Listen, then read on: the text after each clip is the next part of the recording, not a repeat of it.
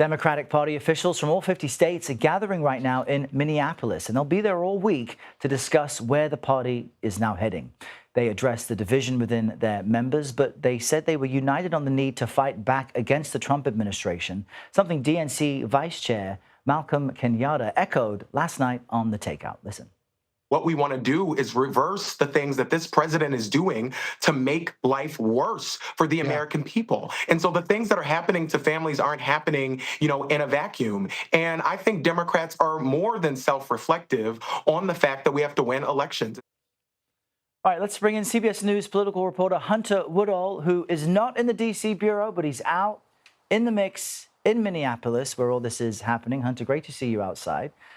So we heard some heated comments, apparently, from the speakers, including DNC Chair Ken Martin. Let's just quickly play for our viewers what he had to say.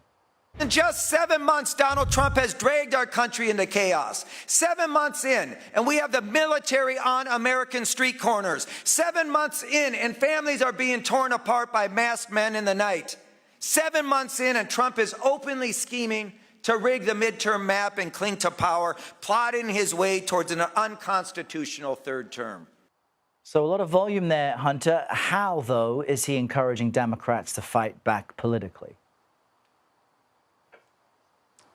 Well, good morning, Errol, and greetings from Minnesota. It was notable. I've covered Ken Martin for about 4 years now, and the DNC chair, he used to be the Minnesota Democratic chair, he is not so much of an intense speaker, and seeing how intense he has been in recent weeks was striking, because obviously this is a moment where Democrats clearly feel that they need to show that they are fighting back and showing a level of intensity that they perhaps have not shown before. I also thought it was notable, too, yesterday, as Ken Martin was, the DNC chair was talking to Democratic officials at the start of the meeting. He made this point that they need to not just win arguments, they need to win elections. And for a party that really is wanting to focus on winning again, that was notable because you do see some Democratic infighting about wanting to take the moral high ground or the policy high ground.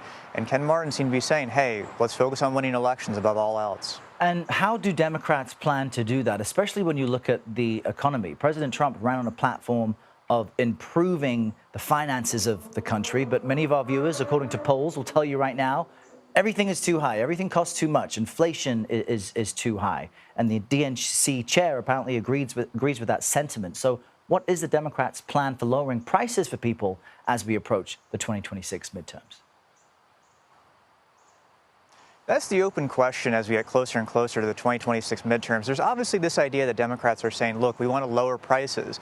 But this is a Democratic Party that has a broad swath of ideological politicians. You have progressives, you have centrists, you have folks who are more center-left. And everybody seems to have a different idea within these factions about how they want to address this. So you're going to hear a lot. Democrats obviously want to focus on the economy. They want to try and push all the economic issues as being ones that were brought about by President Trump. But also for voters, there were many concerns about the economy during Democratic President Joe Biden's administration. So for voters, there may still be that association with how the economy was under a Democratic president versus how it is under a Republican right now. Yeah, perception can be a political reality for a lot of people. Hunter Woodall with the latest. Hunter, thank you.